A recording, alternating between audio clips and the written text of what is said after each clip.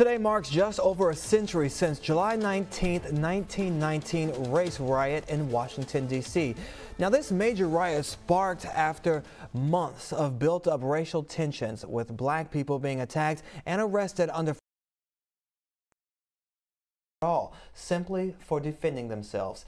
It begs the question, why don't we know more about this critical moment in American history? Our BNC national correspondent Bofta Yimam joins us now with that answer. Bofta. In 1919, historians say there were more than 24 race riots around the country, but D.C.'s proved to be different. It's believed to be the only one with more white casualties than blacks, and that may be one of the many reasons it's buried in our history.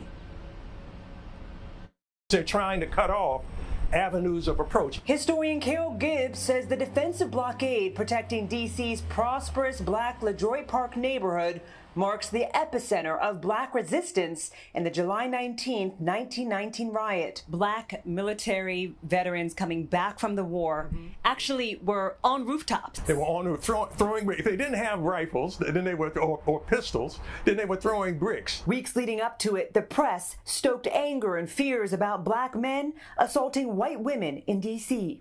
The local NAACP wrote to the newspapers, say, listen, y'all cut this out, including the Washington Post, the Washington Times, the Herald.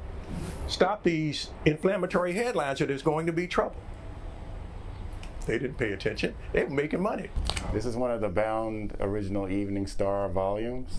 Then on July 18th, a white woman named Elise Stefnick alleged she was attacked on her way home from work in Southwest D.C. She provided vague descriptions of two colored men, saying the darker one grabbed her and drew her toward him. The following day, her husband, a sailor, reportedly gathered more than 100 soldiers, sailors, and Marines and beat colored people in D.C. streets, including Stefnick's alleged attacker and his wife. That fueled more attacks, but few are documented. We found this old NAACP Library of Congress record showing the statement of a black man, James E. Scott. He said a white group assaulted him after he boarded a late-night streetcar alone. The group threatened to lynch him and fired shots. With no police protection, black war veterans took matters into their own hands. Start to arm themselves. And then the local leadership in D.C. start to tell gun stores to stop selling guns to African Americans in D.C. So then they start to get guns from Baltimore. There are stories that there were light-skinned black World War I veterans that infiltrated white groups in order to bring that intelligence back to the black community. Oh, I cannot tell you what this information would do. Gibbs says rioters fought along 14th and Florida Avenue, 11th and U, 7th and T, and simply by chance, nearby Howard University was on summer break. It's really a testament to the community that surrounds Howard, that they protected this hollow ground. Black veterans leaned on their trained combat skills from fighting overseas to now defend themselves at home. And black women took arms too, like Carrie Johnson. A sister, she's only 17 years old. The cops are telling her that black folk are shooting from their rooftops. Matter of fact, she might have been doing it. Gibbs says police barged into Johnson's home, started shooting, and she fought back, killing Detective Harry Wilson. Johnson and her father were injured too.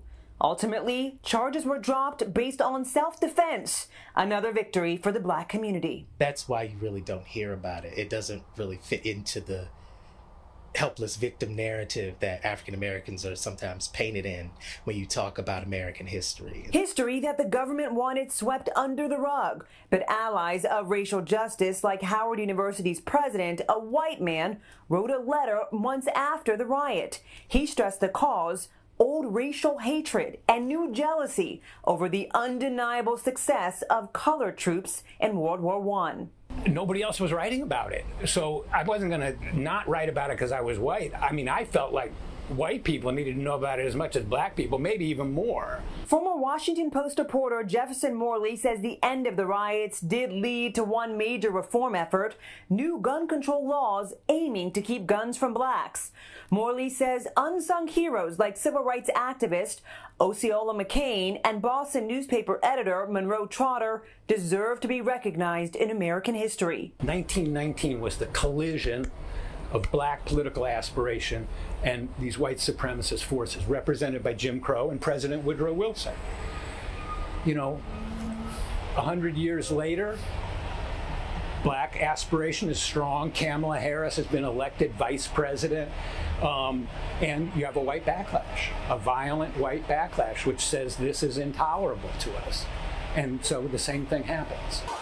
And as the United States grapples with cherry-picking its history, we asked D.C.'s Congresswoman why there's no marker acknowledging the contribution of black Washingtonians of the past, and if she'd be willing to change that in the future. I would think that there should be at least a marker to commemorate this very unusual event where blacks stood up for themselves when nobody else would.